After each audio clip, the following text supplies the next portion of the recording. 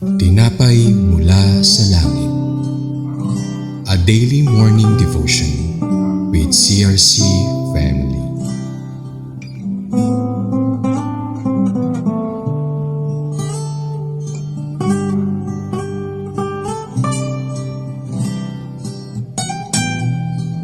Isang mapagpalang umaga mga kapatid. Ako po si Pastor Elian Rizal mula sa CRC Antipolo Daughter Church. Samahan niyo po ako sa ating programa ngayong umaga na Tinapay mula sa langit, ang araw-araw nating debosyon sa salita ng Diyos. Bago po tayo magsimula, tayo po muna ay manalangin. Ama naming Diyos, salamat po sa araw na ito. Habang binubuksan po namin ang iyong salita, tulungan niyo po kaming maunawaan ang iyong layunin kahit sa mga bagay po na hindi namin agad naiintindihan. Turuan niyo po kaming maging tapat sa gitna ng mga pagsubok at panatilihin niyo po ang aming puso na sumusunod sa inyo. Ito po ang aming samot dalangin sa pangalan mo aming Panginoong Hesus. Amen. Ang title po ng ating mensahe ngayon ay The Pagan Nations Are Specifically Listed, na matatagpuan po sa Judges 3:3-4. Tayo po ay bumasa. Judges 3:3-4. The 5 rulers of the Philistines, all the Canaanites, the Sidonians, and the Hivites, living in the Lebanon mountains from Mount Baal Hermon to Lebo Hamath. They were left to test the Israelites to see whether they would obey the Lord's commands which He had given their ancestors through Moses. Bilang panimula po, ang aklat ng Book of Judges ay nagpapakita ng cycle ng Israel, which are obedience, next is blessing, then compromise, then oppression, and then cry for help, and then deliverance of the Lord. Sa ating binasa po, malinaw na specifically listed ang mga pagan nations. These are Philistines, Canaanites, Sidonians, and Hivites. Hindi sila basta random na naiwan.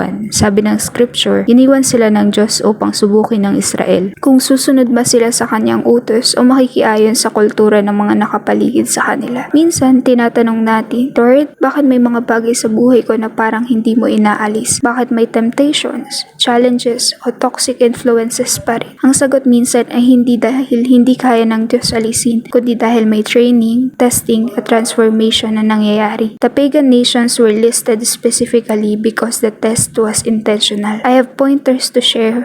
First is, God allows tests to reveal our obedience. In Judges 3:4, they were left to test the Israelites. Ang testing ay hindi para ipahiya po tayo, kundi para ipakita kung nasaan ang puso natin. Ang presence ng opposition ay naglalabas ng tunay na kondisyon ng faith natin. Kapag walang pressure, madaling magsabing faithful ako. Pero kapag may tukso at compromise sa paligid, doon nasusukat ang obedience. As supporting verses, Deuteronomy 8:2, God tested them to know what was in their hearts. In James 1:3, the testing of your faith produces perseverance. Next is, specific enemies require specific discernment. Hindi generic ang listahan. Pinangalanan po sila isa-isa. Ibig sabihin, ang mga challenges po sa buhay natin ay hindi vague o walang kabuluhan. May specific battles po tayo. The pride, the fear, the distraction, and then the compromise. At nangangailangan rin po ito ng specific spiritual responses like prayer, discipline, and surrender, and also boundaries. Kapag hindi po natin kinalala ang enemy, madali tayong mahuhulog sa testing. In 1 Peter 5:8, be alert, your enemy prowls around. Ephesians 6:12, our struggle is not against flesh and blood. And last pointer po is God's purpose is growth, not destruction. Hindi iniwan ang nations para sirain ang Israel. Iniwan sila para matutong lumaban at magtiwala ang Israel sa Diyos. May mga bagay sa buhay po natin na hindi agad iniaalis ni Lord dahil tinuturuan po tayo niyang maging spiritually mature, maging discerning, at maging dependent po sa Kanya. Ang test ay hindi tanda ng abandonment. Ito ay tanda ng development. As supporting verses, Romans 5:3-4, suffering produces perseverance, character, and hope. 1 Corinthians 10:13, God will not let you be tempted beyond what you can bear. As our reflection, ano po ang mga pagan nations sa buhay po natin ngayon? Anong specific struggles ang hinahayaan po ng Diyos para tayo hubugin? Minsan gusto natin